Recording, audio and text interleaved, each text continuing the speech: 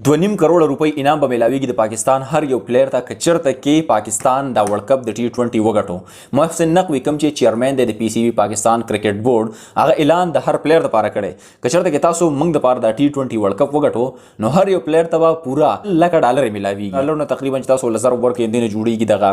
2 کروڑ 28 लाख یا 2 کروڑ 50 लाख یا چې څومره هم تاسو له 1000 ورکړئ ډالر نه څه واپس وکړي. اوس د دې اعلان سره ډېرې زیاتې خبرې زما ذهن ته راځي. اولنۍ خبره خو دا ده چې دا څومره پیسه هر یو پلیر ته انډیویجولي ملاویږي. نو که چېرته کې دغه پیسه راواغستی شي که تاسو وایئ چې موږ کرکټ یا سپورټس پروموټ کوو که نه پاکستان کې نو دغه پیسه که چېرته کې راواغستی شي او استعمال شي په سپورټس په پروموشن کې څنګه سپورټس په پروموشن کې تاسو ته پته ده ارباب نیاز کرکټ سټیډیم دی په پېښور کې د کوم مودونه په دې باندې کار روان دی خو تر لا دې مهال د ارباب نیاز کرکټ سټیډیم پېښور تیار نه شو چې انټرنیشنل میچونه په دې کې وشي یا نیشنل میچونه په دې کې وشي. اول مې یو ویډیو کتله مزدوران پکې لګیا دي لرونه راغستي او هغه واښه پکې شوي هغه ته ریبي ګیاګانې کې ریبي غواګان له وړي کسله وړي نو دوی څه دا مشینري نشته دی که څه مسله ده چې راشي او مشینري باندې دغه واښه کټ کړي بیا د مزدورانو ته ورکړي بیا د دغه زمیندارانو ته ورکړي هغوی دې ویسي خپلو غواګانو ته نو پته نه لګي چې دا څه قیسې دي. تر اوسه پورې هغه سټیډیم تیار نه شو. ښه نور چې کوم موجوده کرکټ سټیډیمونه دي پاکستان کې د لاهور دی که د پنډۍ دی که د کراچۍ دی په هغه کې هم اوسه پورې لا ډېر کار پاتې دی ډېر زیات کار پکې لا انکمپلیټ دی. څه سټیډیمونو کې چتونه نشته دی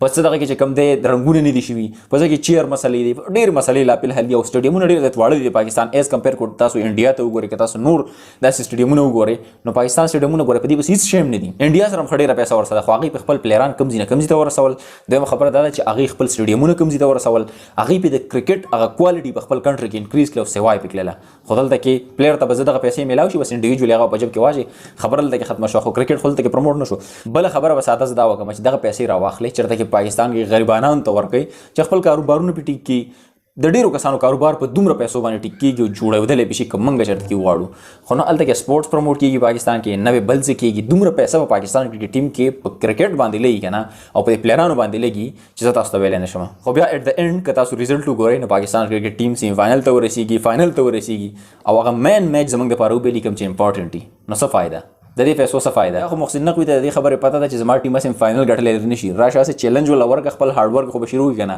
کیدای شي څه به لګي چېرته وګټي چې ویې ګټي اسم کومه پیسه چې د ګټلې نه راځي هغه به دوی ته میلاو شي نو کیدای شي دغه خبرې په ذهن کې اچولي. بهرحال خپله رایه راسره تاسو هم کمنټ کې شامله کړئ انشاءالله میلاویږي نو ویډیو کې تر هغه ته مال راکړئ اجازت د الله په امان.